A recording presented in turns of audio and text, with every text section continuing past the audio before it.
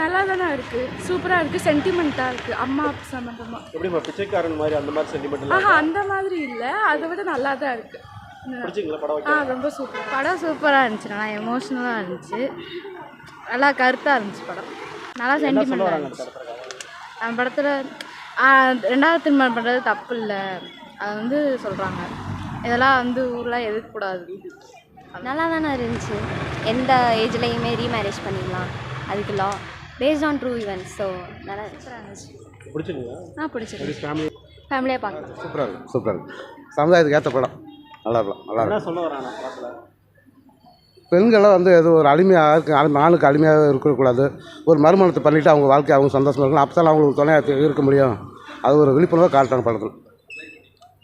அடக்குமுறையெல்லாம் ஒழிச்சு இப்படி தான் பெண்கள் இருக்கணும் அப்படின்னு சொல்லி ஒரு இதை காட்டுறாங்க, கதையை காட்டுறாங்க. நல்லா இருந்துச்சு ப்ரோ. எல்லாமே இருக்குங்க ப்ரோ, பார்க்க சூப்பராக இருக்குது, நல்லா என்ஜாய் பண்ணோம். எந்த வயசுலேயும் ரீமேரேஜ் பண்ணலாம் அப்படின்னு ஒரு ட்ரூ ஸ்டோரியை வச்சு சொல்லியிருக்காங்க. நல்லா இருக்கும்.